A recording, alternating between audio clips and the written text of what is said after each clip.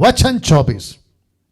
अब यहां से इंटरेस्टिंग पार्ट शुरू हो रहा है, क्योंकि 2 बेटों का जिक्र हो चुका है, अभी मूसा का बेटे का जिक्र होगा। जी लिखा है तब ऐसा हुआ। आइए देखते हैं क्या हुआ। कि लिखा है कि देखो, फिर कहता हूं कट टू कट नहीं लिखा है। देखो बीच में अचानक कुछ आ रहा है, तो बीच में कोई अचानक आ रहा है, तो बीच में कुछ और हो रहा है। ये सब कट टू कट नहीं है, मैं रिपीट करता हूं।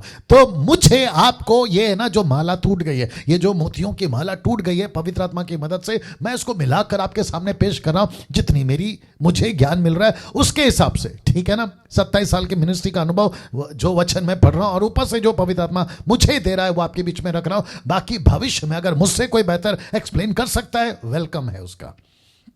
जी लिखा है तब ऐसा हुआ कि मार्ग पर सराय में यहोवा ने मूसा से भेंट करके उसे मार डालना चाहा।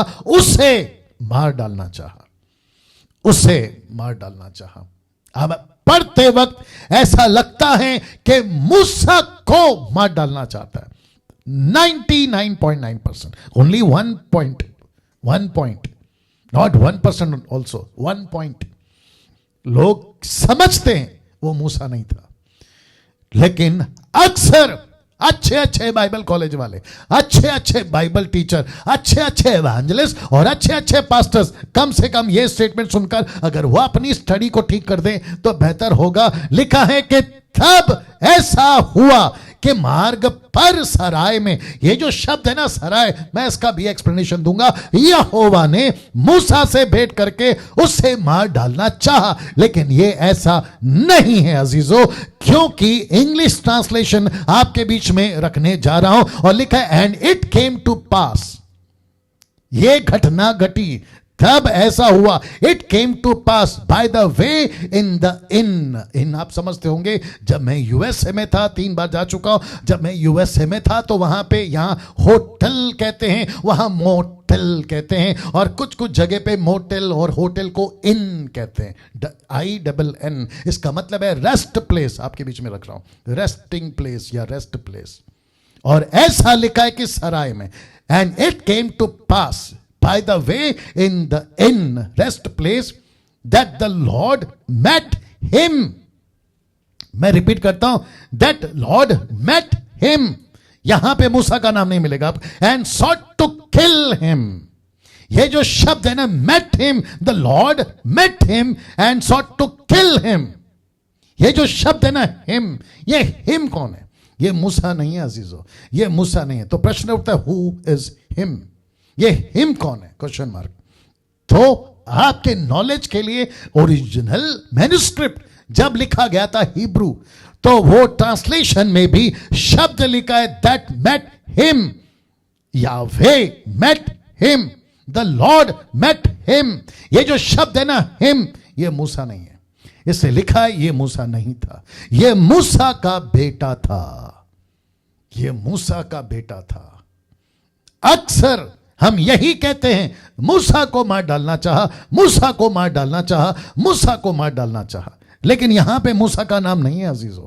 आप देख सकते हैं ये आपका NKJV वर्जन, आपका Geneva translation, the message translation, आपके जितने भी जिसको हम रेकमेंड करते वो ट्रांसलेशन, ऐसे बहुत सारे इंग्लिश ट्रांसलेशन है जहां पे मूसा का जिक्र है, बट मैंने वो सब नहीं डाला। मैंने आपके बीच में सीधा हिब्रू ट्रांसलेशन डाल दिया, जो कि कहता है the lord met him, the Jehovah Yahweh met him, Yahweh met him. ये हिम कौन है? ये मूसा नहीं है, ये मूसा का बेटा था जिसका खतना नहीं हुआ था, जिसका खतना नहीं हुआ था। अब आप कहोगे पास्टर डैनियल ये बेटा को मारना क्यों चाहता था? उसकी वजह है खतना नहीं हुआ था। मैं आपको वो भी बता देता हूं। मूसा के 2 बेटे थे और एक काफी बड़ा हो चुका था, और आपको ये भी बताता चलो एक काफी बड़ा हो चुका था, मतलब दोनों बेटे काफी बड़े हो चुके थे। दोनों बेटों का नाम बताऊंगा और उनकी हिस्ट्री बताऊंगा, ठीक है ना। वापस आते हैं और मैदान की भी हिस्ट्री बताऊंगा। वापस आते हैं, कहता है कि उसने मूसा को, ये मूसा नहीं था, उसका बेटा था जिसका खतना नहीं हुआ था। मूसा 80 साल का हो चुका था। तो इसका मतलब क्या? बच्चे भी तो बड़े हो गए होंगे ना, और इतने बच्चे बड़े हो गए थे कि उनका खतना नहीं हुआ था। और खतना का नियम कहां से आया, क्यों आया, आपके बीच में रखने जा रहा हूं। ऐसा लिखा है कि ऐसा क्यों? क्योंकि पद 22 पद 23 और पद 25 में 3 प्रकार के पहलोटे देखते हैं, जिसका जिक्र मैंने अभी करा कि पहलोटे को मार दूंगा। किसका? मिस्र का। क्यों? क्योंकि लहू नहीं बहा। मैं इजराइलियों के बच्चे को मार दूंगा, लेकिन नहीं मारा। क्यों? क्योंकि वो रात, गजब की बात आ रही है, ध्यान से सुनिएगा। ऐसा लिखा है मूसा, जब मैं आऊंगा ना, कहता है जब वो आखिरी विपत्ति पहलोटों का मारने वाला, परमेश्वर के दास को, मूसा को परमेश्वर ने कहा कि जिसके जिसके घर पर मेमने का लहू नहीं मिलेगा, वो चाहे इजरायली हो या फिर आपका इजिप्ट का हो, जिसके जिसके घर पर दरवाजे के एंगल में अगर लहू नहीं मिलेगा, उस घर का बेटा मर जाएगा। तो जीसस क्राइस्ट, तो आज्ञा विश्वासियों के लिए भी थी, मिस्र के लिए भी थी, अविश्वासियों के लिए भी थी, और इजरायलियों के लिए भी। वाह! मैं आपको बताऊंगा, जब इब्राहिम को दिया था, उसने कहा था कि खबरदार अगर ये आज्ञा को पालन नहीं किया। तो इसका मतलब है कि 22, 23 और 25 में यहां 2 बच्चे नहीं, अब आपको 3 बच्चे दिख रहे हैं। वापस रख देता हूं, खतना नहीं हुआ था मूसा के बेटे का, खतना नहीं हुआ था, तो वहां लहू नहीं बहा था, इसके लिए पहलोटा मर गया फिरौन का। यहां पे पहलोटा नहीं मरा, किसका? इजरायलियों का, क्योंकि लहू बहा मेमने का। अब यहां पे माफ करें, परमेश्वर का दास मूसा, उसको परमेश्वर कह रहा है, बेटा तू पास्टर है, तू लीडर है, अगर तेरा घर, तेरी पत्नी, तेरे बच्चे मेरे वचनों पे नहीं चलेंगे, तो लीडर होकर दूसरों को क्या चलाएगा? जिसका जिक्र पौलुस के द्वारा भी परमेश्वर कह चुका है कि अगर सेवक अपने घर का प्रबंध नहीं करेगा तो कलीसिया को कैसे चलाएगा। याद आ गया होगा आपको, मैंने नहीं रखा लेकिन आपको कनेक्ट अभी कर दे रहा हूं, आप मेरे साथ में बने रहे। वाह! इसका मतलब है कि फिरौन का बेटा मरेगा क्योंकि लहू नहीं बहा, इजरायलियों का बच्चा नहीं मरेगा क्योंकि लहू बहा। लेकिन मूसा के बेटे को कैसे छोड़ दें? मूसा के बेटे को कैसे छोड़ दें? तो इसलिए तो लिखा है कि परमेश्वर, लिखा है and it came to pass by the way in rest place bracket में that the lord met him and sought to kill him. ये जो शब्द है ना, हिम, ये मूसा ने, लॉजिक में नहीं बैठता साहब, मैं रखूंगा आगे, लॉजिक में नहीं बैठता, ये लॉजिक में नहीं बैठता, आगे रखूंगा। तो अभी तक आपको ये कंफर्म हो गया कि बेटे का खतना नहीं हुआ था और बेटा अच्छा खासा बड़ा हो गया था। ऐसा क्यों? क्योंकि पद 22, 23, 25 कहता है 3 प्रकार के पहलोटे देखते हैं, इजरायली, परमेश्वर का बेटा, फिरौन का बेटा, मूसा का बेटा। ये आपके नॉलेज के लिए मैंने रखा है ना। दोस्तों अब इसको देखिए, उत्पत्ति के 17 के 9 से 11 तक में ये क्या है जी, आपको अभी बताता हूं। ये वो आज्ञा थी जो परमेश्वर ने अब्राहम को दी थी। लिखा है, फिर परमेश्वर ने अब्राहिम से कहा, तू भी मेरे साथ वाचा बांधी हुई वाचा का पालन करना, तू और तेरे पश्चात तेरे वंश भी अपनी अपनी पीढ़ी में इसका पालन करें, मेरे साथ बांधी हुई वाचा जो तुझे और तेरे पश्चात तेरे वंशों को पालनी पड़ेगी। सो यह है, क्या है बताता हूं, एक्सक्यूज मी। लिखा है कि तुम में से एक एक पुरुष का खतना हो। मैं रिपीट करता हूं, एक एक पुरुष का खतना हो। बहुत ध्यान से सुनेगा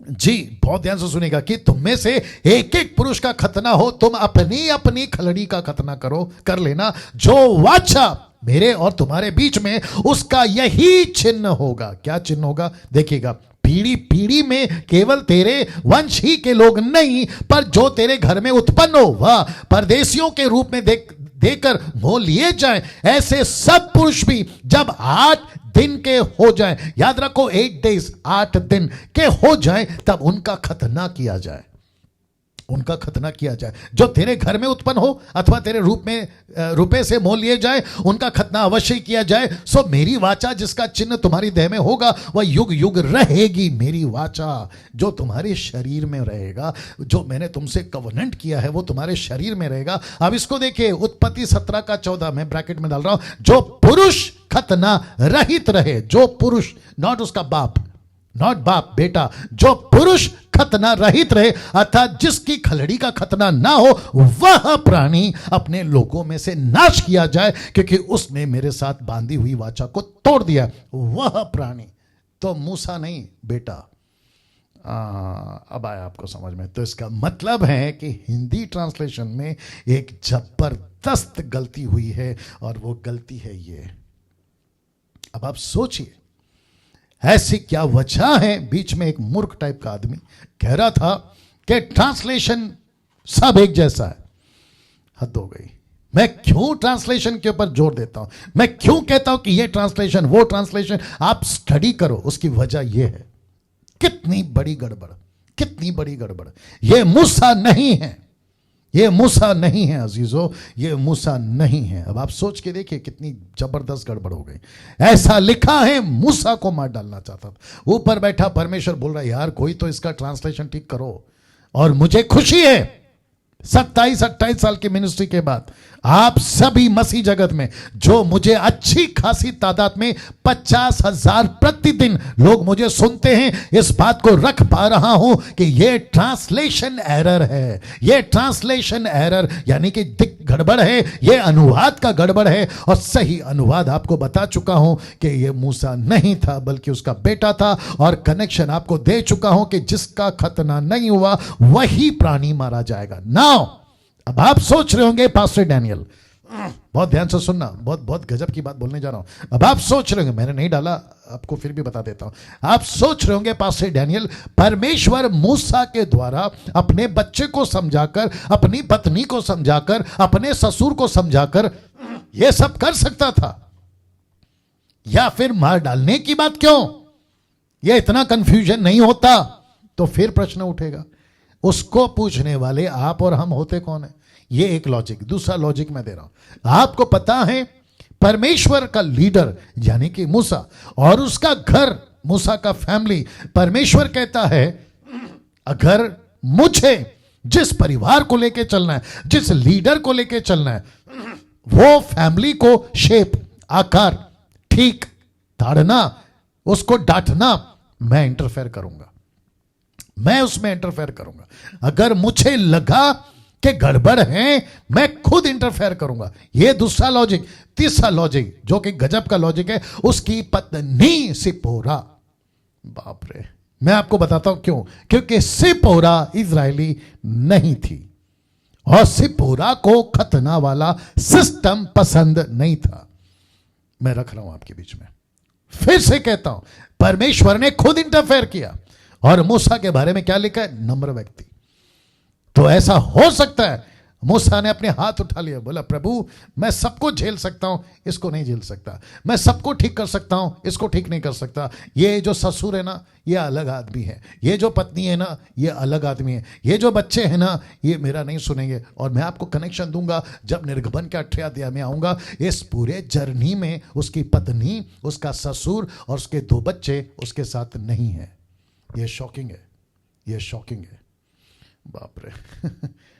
अब मुझे नहीं पता कि आप में जितने लोग सुन रहे हैं, पति पत्नी बच्चे माता पिता, मैं रिक्वेस्ट करता हूं अगर बाप को या पति को या पत्नी को या मां को मिनिस्ट्री मिली है, कोशिश करो कि सब उस मिशन में हिस्सेदार बनो।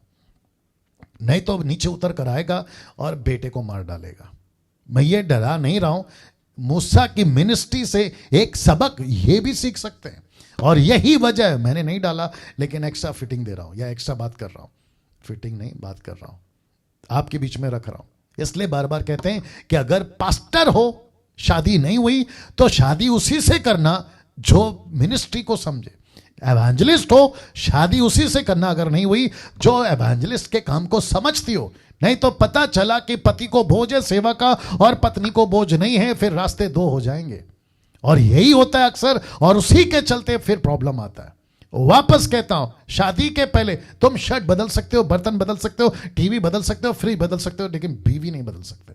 इसलिए चुनाव करने से पहले आपको यह तय करना है कि अगर मैं मिनिस्ट्री में हूं तो मेरी जो पत्नी होने वाली है, लाइफ पार्टनर, वो कैसे होगे। नहीं तो फिर ये इधर और वो इधर। अब इसके आगे और नहीं बोल सकता जी ना। दोस्तों इसको देखें, कॉन्टेक्स्ट में बेटा ही फिट होता है, आता है, मूसा नहीं। मूसा नहीं फिट होता, ये टोटल